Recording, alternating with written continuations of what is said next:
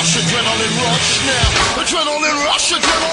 to the ACW podcast. My name is Andy, and I'm the man behind the camera at ACW. And I'm here today with my guest, Rico Hendrix, the Chocolate Carolina Cowboy. Before we get into things, don't forget that you can get exclusive access to extended episodes of this podcast by subscribing on Patreon or through YouTube, joining our YouTube channel. We have lots of cool features on there, which include full versions of our shows, exclusive backstage segments, and, of course, extended versions of this podcast. So go check it out if you haven't subscribed. It's $5 a month on Patreon. Who doesn't want free, awesome content? Well, not free, awesome content. Yeah. It's awesome content. $5. That's not bad. So check it out. Join us, subscribe, support what we're doing. Thank you all of the existing subscribers that we have. It's because of people like you I can get to travel around and do these shows and to bring you content like this with these interviews. Also, ACW has a brand new merch shop. You can check that out on our YouTube channel and click on the link that says store. We've got t-shirts, hats, stickers, some cool stuff on there, so go check that out. And lastly, I just want to mention we've got some upcoming shows. We just did a show with MCW for Fan Jam. Rico, you weren't at that one, but I know you were at the last one.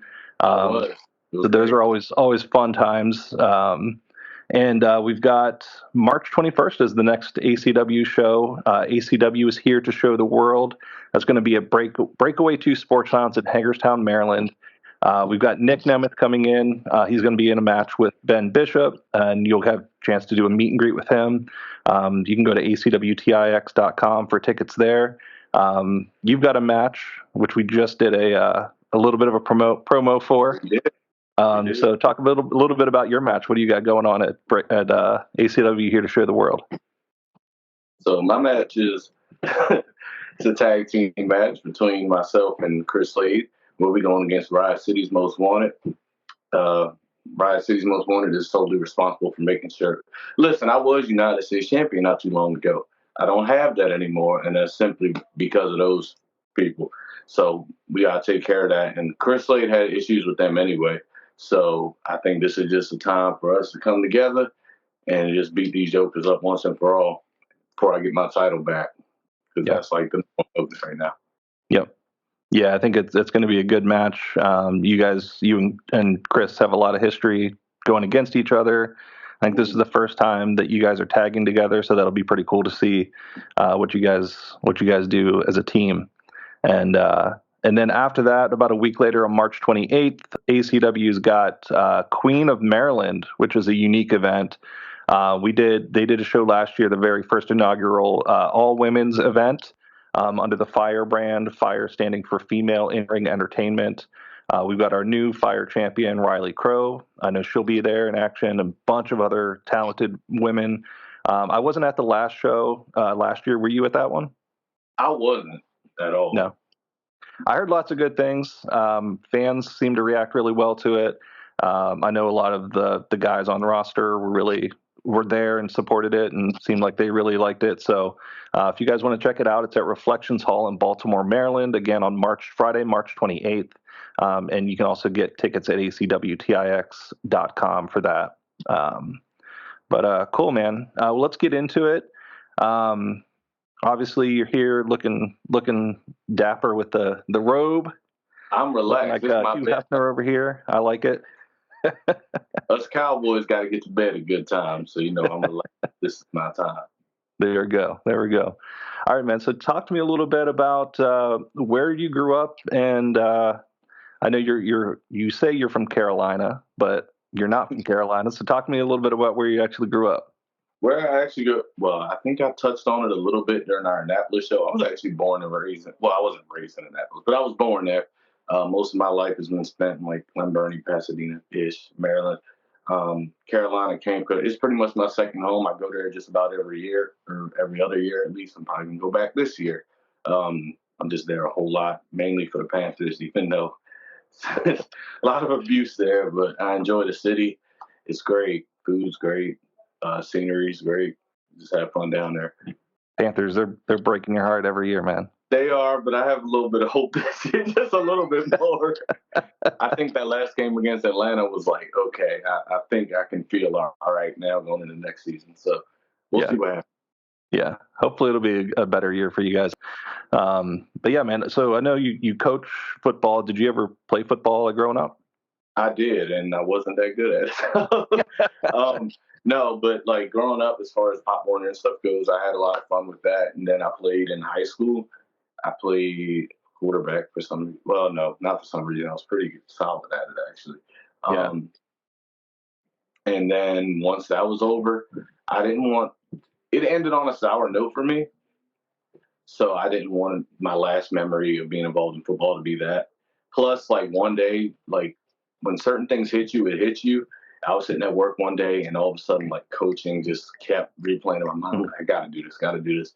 And then it was one of those things where I found the nearest organization, and we went from there. And turns out I'm way better at this than I was at playing. So cool. I feel like that translates to a lot of people, and even in the NFL, there's like some players that weren't that amazing at playing, but they make really good coaches. So I think Kellen Moore right now, even though I hope he fails because he's in New Orleans, but nice. Kellen Moore. I think who's the other guy? We just had one. Josh McCown was coaching for a little bit. So and then there was another one I'm forgetting right now. But I mean, a lot of people it translates over pretty well. But cool, man. So other than football, I know you obviously you're a wrestler. What got you into wrestling? How did you discover like wrestling just growing up as a fan? Yeah, it was growing up. How old was I? I mean, at first, like I was about 8 or 9 years old. It was when Jeff Hardy won the WWE Championship at Armageddon from Triple H and Triple H and Edge in that triple threat match. I'm sure everybody and their mother remembers it. And like just seeing the reaction that he got, I think that was like, for me, that was the biggest eye opener. I was like, man, I got to get a reaction like that someday. And that was what got me. And then when I got a little older, I actually found out it was like, oh, there's independent wrestling and all of this good stuff. Like it's actually doable.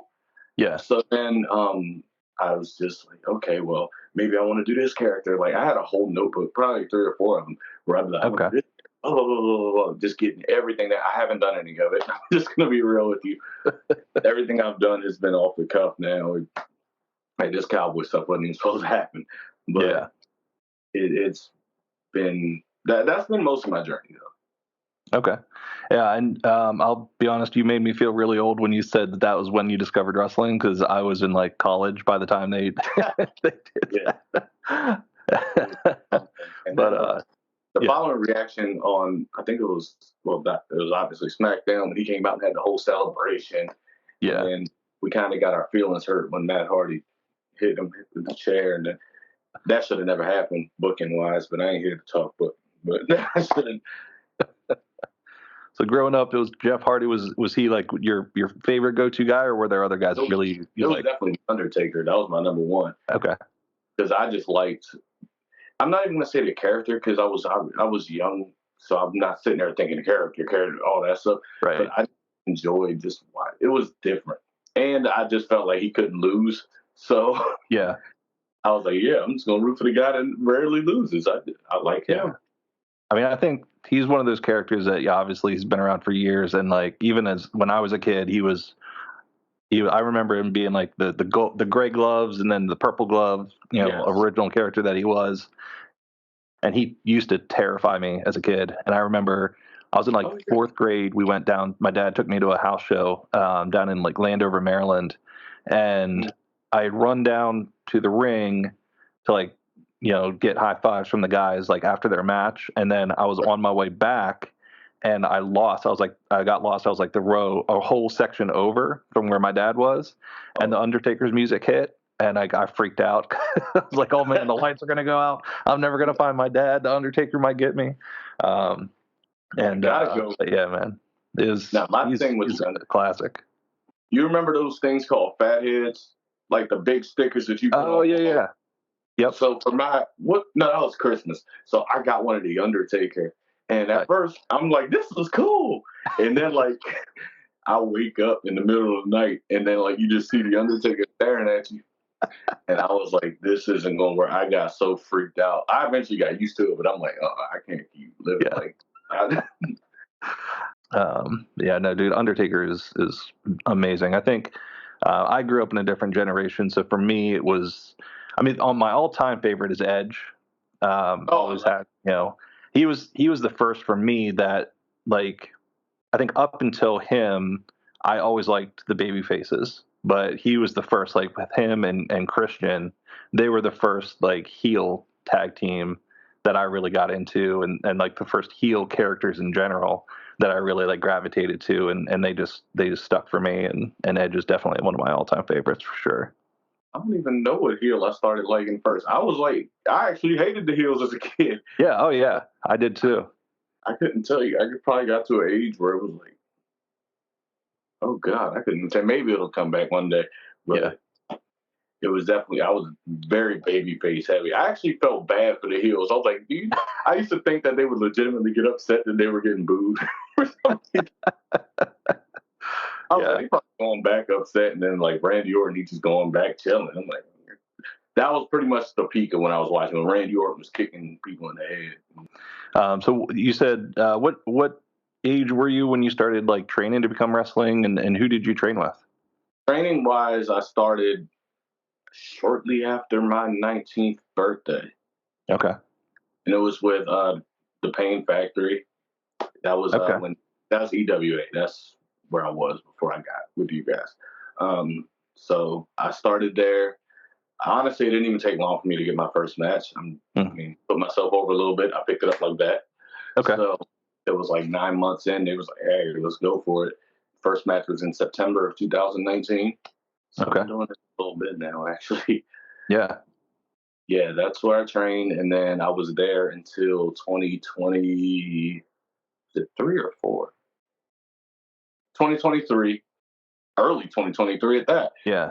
And that's when I got with you guys.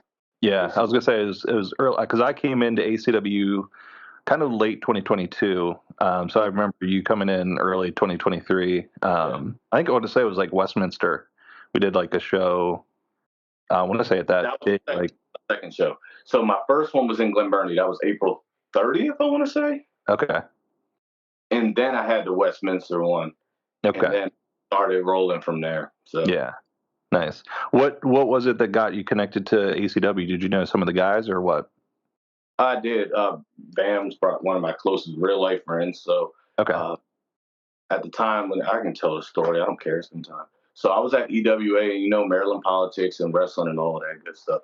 So I was obviously already connected with Bam. We were talking it out, like kind of trying to pull me over there a little bit. I'm not gonna lie, it was what it was. But in my head, I'm like, I'm gonna just chill out. But then I got in my head, I was like, what, I'm gonna just try and take advantage of the best of both worlds if I can. Yeah. And so my show with ACW, backtrack a little bit. So Bam came to us for a favor because I had to bring him in because somebody couldn't show up. I was like, Bam, look, we need a body. We got a 5-on-5 tag match. Just be here. You ain't got to do anything crazy. Boom, boom, boom.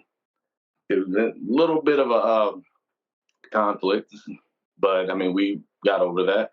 So he came, and then I talked with ECW people, and then it was like, okay, well, you can come here, blah, blah, do whatever. I'm like, cool, let's see if we can get the best of both worlds. And then that's when I wrestled my first show, and that was against Ellsworth.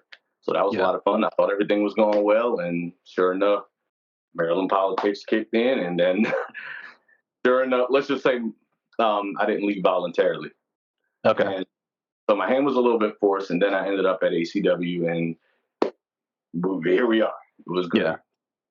And then again, after I wrestled Ellsworth, so I was still with both. So after that match, I think it was the Westminster one or the one after, where I was like, hey, listen, this was Ellsworth on the phone, like, listen, it's go time. I'm here now. You want to go forward with it. And that's what we did. And but yeah, man, we've had a pretty cool, like, thinking back like 2024. I feel like we've had a really cool year and like stuff that we got to do with ACW. What, looking at 2024, what were some of the things that kind of stick out as your highlight reel? Easy. It's the last what? It's September through the end. I won the United States Championship in my literal hometown. The hospital where I was born is literally so the Annapolis Boys and Girls Club and the hospital where I was born are less than 10 minutes apart. So it was kind of Okay. And then the week after, I was in Nashville, Tennessee, and I defended the United States Championship down there. I love Nashville. I've never like Charlotte's my number one, but Nashville was a very close too. I loved it down there. It was like Yeah. I call them country honeys, and they were everywhere, everywhere. Uh, we got to go to Laney Wilson's bar, so that was awesome. I loved that.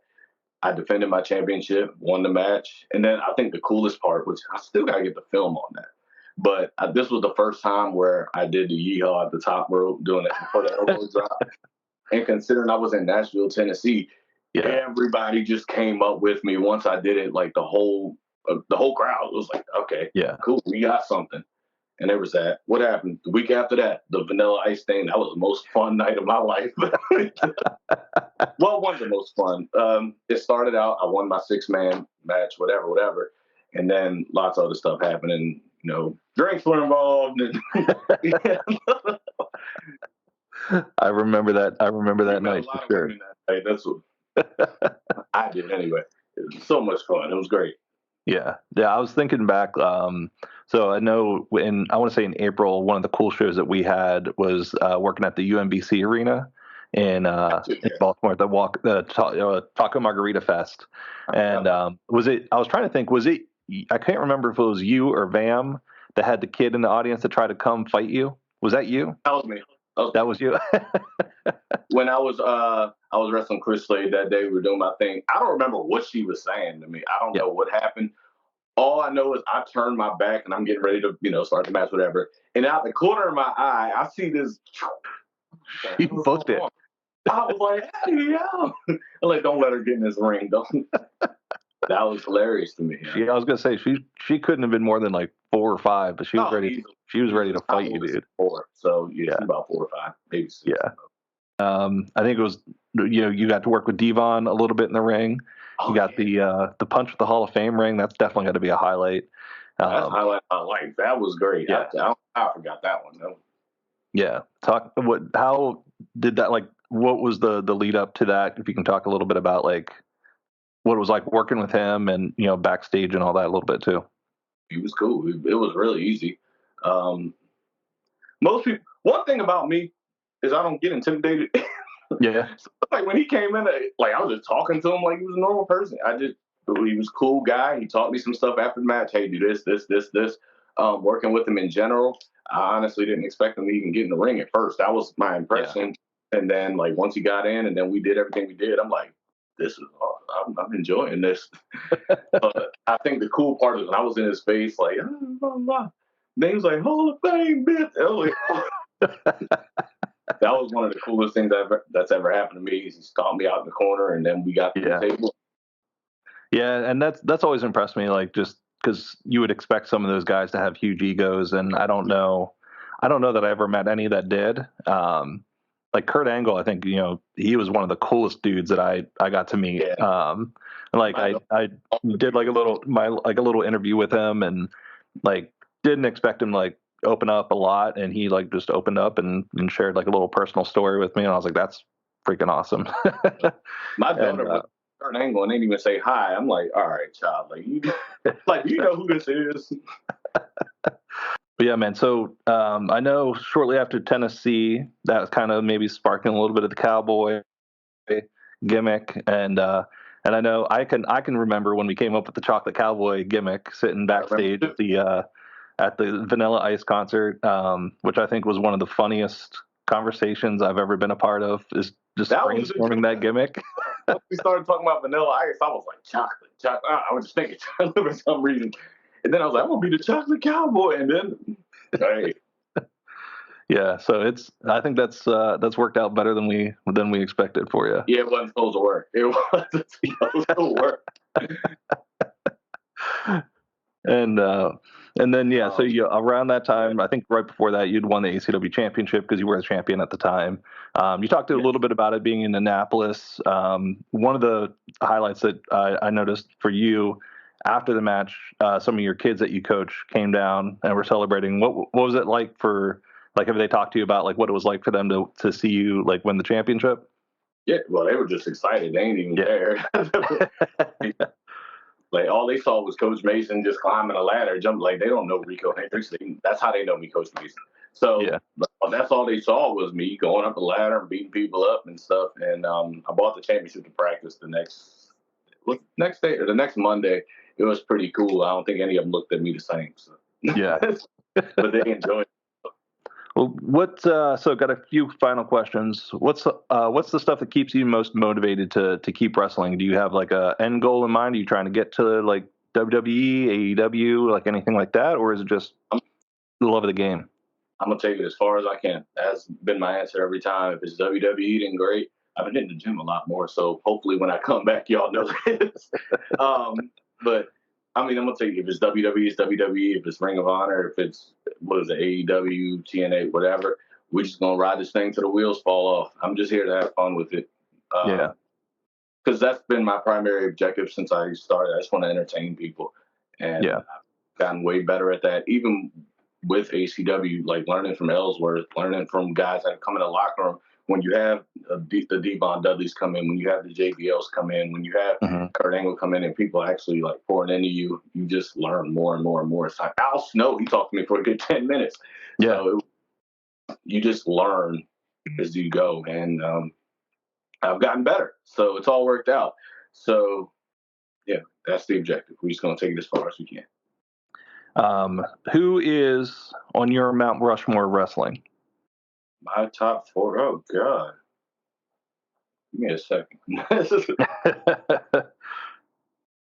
so many options. I think it's hard for me when I think about it. It's hard for me to stick to 4. Yeah, it really is. I always put Triple H on mine because I need a job. So we're going to put him up there. The Undertaker, definitely. And then, like, Shawn Michaels. Then that last, you either got to split between Orton or Edge, whichever one you want to go with that day. I think Orton just for longevity's sake. Okay. Because, I mean, Edge, you kind of, and right now I'm going to be honest, he's a pro, he's a legend, all that stuff, but he kind of, this ain't it. This ain't it right now. So I think Orton's going to take that last one. Gotcha. All right, man. And then before we get going, where can fans find you on social media? All of my social medias are the same, at Rico Hendrix Pro. TikTok, Instagram. I don't have Twitter anymore. I deleted it. So Instagram, TikTok. Oh, wait, no, Facebook's just Rico Hendrix. And that's really it. That's all the other stuff got now. Awesome, man. Well, I appreciate you making time to come on and chat a little bit, and look forward to what we got coming up in a month, I guess, at the next show. I feel like it's been forever since we've seen everybody. So. Yeah, I know it's been crazy. So let's go ahead and whoop these Riot City boys. That's all I got. All right, man. I'll catch you later. All right. Adrenaline rush now. Adrenaline rush now. Adrenaline rush, adrenaline rush.